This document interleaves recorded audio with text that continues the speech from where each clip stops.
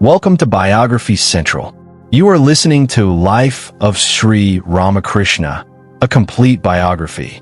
Chapter 43, Nag Mahasay and Suresh Chandra Dutt.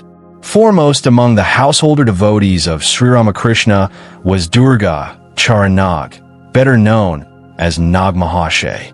Born in 1846 of poor parents, Durga Charan lost his mother at an early age and was brought up by his father and aunt. From his boyhood, he had a passion for truth and was much liked by his companions because of his amiable disposition. The poverty of the family gave him little opportunity for a liberal education, yet he managed to attend daily a high school at Dhaka, 10 miles from his home. Later he studied homeopathy, but he charged no fixed fees. Whatever was given him, he accepted, if he considered that it was not too much.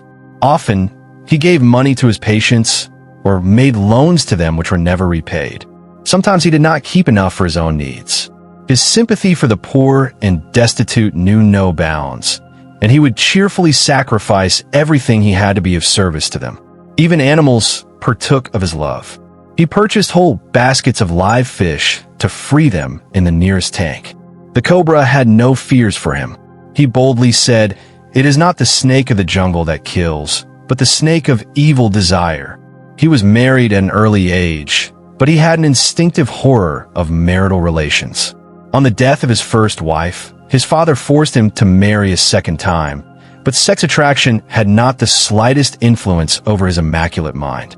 He was too fully convinced of the evanescence of the world to be lured into its meshes. He feared that being a married man, with the necessity of earning money, he would be bound to the world. His one absorbing thought was how to escape such bonds. He was told that without realization of God, there was no salvation, but how to realize Him.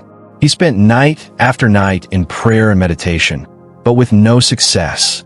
Hearing one day from a monk about the need of a guru in the religious life, he sat daily on the bank of the Ganges, praying to the Divine Mother to send him one. He eagerly watched the holy men who came to bathe in the river, hoping that someone among them might initiate him.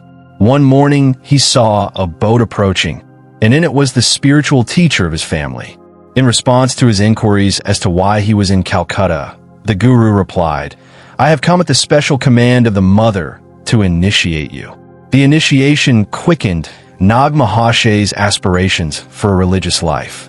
By day, he ministered to the sick, but his nights were spent on the banks of the Ganges in prayer or meditation.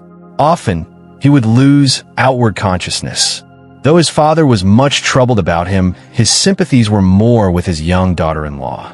The girl, however, was not disturbed. She knew that her husband was above all earthly attachment. Nag Mahasay said to her, "Love on the physical plane never lasts. He indeed is blessed who can give his love to God with his whole heart. Even a little attachment to the body endures for several births. So be not attached to this cage of bone and flesh. Take shelter at the feet of the Mother and think of her alone. Thus will your life here and hereafter be ennobled." Suresh Chandra Dutt was a great friend of Nag Mahasay. They often passed long hours in discussing religious topics, but mere words failed to satisfy Nag Mahasay. In bitter anguish, he said to Suresh one day, "Time is wasted in mere talk. Unless something is directly perceived, life is useless." Not long after this, he came under the holy influence of Sri Ramakrishna. His friend Suresh had heard of the sage from CH43 saying, but said nothing of it for 2 months. When at last he did so, Nag Mahasay was seized with an irresistible desire to go to see the saint at once. The following day, the friends arrived at the door of Sri Ramakrishna. A man seated before it said in response to their inquiries as to where the Paramahansa lived, "Here, but today he has gone to Chandranagore. Come some other day." Weary and downhearted, they were turning away when they saw someone inside beckoning to them to enter. It was Sri Ramakrishna. He received them graciously and explained that Hajra told that story to keep strangers out. He then asked them to sit closer. Nag Mahasay tried to touch the master's feet, but he drew them back. Nag Mahasay interpreted this to mean that he was not yet fit to touch them. He gazed intently at Sri Ramakrishna, who asked him, "What are you looking at? I had a great desire to see you, and now I am gratifying it," was the reply. The master told both to go to the Panchavati and meditate. Afterwards, he took them to see the temples. At about 5 o'clock, they took their leave of the master, who said to them as they left, "Goodbye. Come again. That is the only way for us to become acquainted." Until his next visit the following week, Nag Mahasay was filled with a burning desire to see the master again. When he arrived at Dakshineshwar, he entered the room with such eagerness that the master said, "You have done well to come. I was waiting for you." A little later he added, "Don't fear, my child. You have attained a very exalted state." He then asked him to prepare tobacco, and when he had left the room to do so, the master remarked to Suresh, "Did you notice? This man is like a blazing fire." The next time Nag Mahasay went to Dakshineshwar, he found Sri Ramakrishna alone. At the sight of him, the master stood up in an ecstatic mood and, muttering something to himself, began to pace the room. Nag Mahasay was frightened. Then the master said in his natural tone, "You are a doctor. Will you see what ails my foot?" Nag Mahasay gently felt the foot, but could find nothing wrong with it. "Why don't you look more carefully?" said the master again. Then Nag Mahasay understood that his desire to touch the holy feet had been noted and that he was being given the opportunity to fulfill it. With tears of joy in his eyes, he began to stroke them and touch them with his head. He used to say later on, one did not have to ask him for anything. He understood at once one's innermost desires and fulfilled them of his own accord. Thenceforth, Nag Mahasay regarded Sri Ramakrishna as his chosen ideal. He would say, "He himself most graciously made me know who he was. None can know or understand him without his grace." One day the master suddenly asked him, pointing to his own body, "What do you think of this?" Nag Mahasay replied with folded hands, "You cannot hoodwink me anymore, divine master. Through your grace, I have come to know that you are he." Sri Ramakrishna fell into samadhi and placed his right foot on the chest of Nag Mahasay. The latter had a vision in which he saw the whole universe floating in a limitless ocean of divine bliss. Nag Mahasay became a frequent visitor to Dakshineshwar and became one of the favored disciples. But so modest was he that at first he would absent himself on Sundays or holidays, considering himself too insignificant to mingle with the great men who visited the master on these special days. Yet later on, when they came to know him, they paid him the highest honors. He accepted without question every word that fell from the lips of Sri Ramakrishna.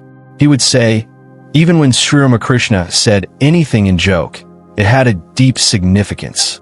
One day he overheard the master saying, "It is difficult for doctors, lawyers, and brokers to advance on the path of God." Referring to doctors in particular, he said, "If the mind clings to the tiny drops of medicines, how can it conceive of the infinite?" Nag Mahasay had been feeling that the demands of his profession were interfering with his spiritual life, but to please his father, he continued to practice. These words of the master made him decide to give up the profession. That very evening, he threw his medicine chest and medical books into the Ganges. Thenceforth, he gave his entire attention to prayer and meditation. Gradually, he became possessed of a strong desire to renounce the world. One day, he went to Dakshineshwar and begged the master's permission to embrace the life of sannyasa. But Sri Ramakrishna's reply was, "What harm is there in remaining as a householder? Only keep the mind fixed on God. Live as King Janaka did. Your life will be an example of how a householder should live." There was no help for it. Nag Mahasay had to continue the householder's life. He used to say, none had the power to disregard the master's words. He would indicate definitely the respective duties of all his devotees. Though Nag Mahasay remained in the world, he spent most of his time in prayer and meditation. It became almost impossible for him to turn his attention to any other occupation. On his father's retirement, Nag Mahasay was appointed to his place. But it was idle to expect routine work from a man who had reached the point where even food and clothing had become unimportant. One of his friends who worked in the same firm helped him out now and then by taking over some of his duties. Noticing his stern spirit of renunciation, Sri Ramakrishna said to him another day, "Don't leave your home. You shall be provided with plain food and clothing anyhow." Nag Mahasay, how is it possible to live in the world? The sight of the misery of others is unbearable. Sri Ramakrishna, believe me, no blame shall attach to you in the world. People will wonder at your life. Nag Mahasay, how should I spend my days? Sri Ramakrishna, you need do nothing but associate with holy men. Nag Mahasay, I am a fool, as you know. How shall I recognize them? Sri Ramakrishna, you needn't stir out in search of them. Stay at home, and real sadhus will come to you to pay their respects. But no sannyasin could lead a more austere life than he. He covered his body with a coarse cotton cloth and walked barefooted in all seasons. He took only the poorest food, without seasoning of any kind. Often, he fasted for days at a time, and would say to friends who remonstrated, "If I am to think day and night of food only, when shall I think of God?" Constant thought about food becomes an obsession. Even sacramental delicacies he took rarely. He used to say, "They will create a hankering for palatable things." He stifled forever all egoistic feelings, and was humility itself, considering himself the servant of everyone, however lowly. Referring to his unimpeachable purity, his wife used to say, taking the name of Sri Ramakrishna, he trampled underfoot all animal propensities. He lived in the midst of fire, but was never burned. Suresh Chandra Dutt, Nag Mahasay's friend, was born in an aristocratic family of Calcutta. He was originally a Brahmo and a follower of Keshab Chandra Sen, from whom, as already said, he heard about Sri Ramakrishna.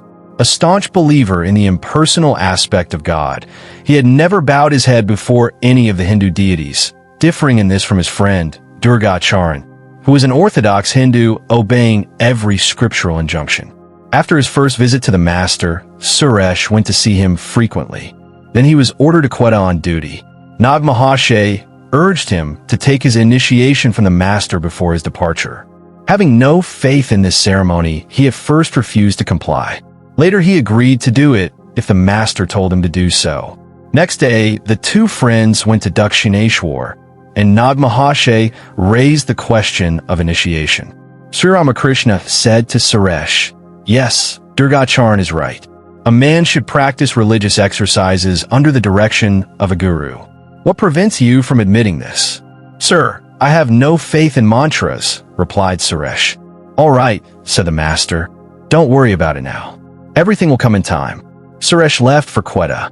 Sometime after, he felt a great hankering for initiation and came back to Calcutta to ask Sri Ramakrishna to become his spiritual guide. But it was too late, and he had no further opportunity of approaching the master with his request. I hope you like this chapter. We need volunteers and sponsors to create content with even better quality and with more variety. If you wish to join this initiative as a volunteer or sponsor, please click the links given in description below. To help us reach more viewers, please like, comment, share, and subscribe to Biography Central. Thank you for your time. It means a lot. Namaste.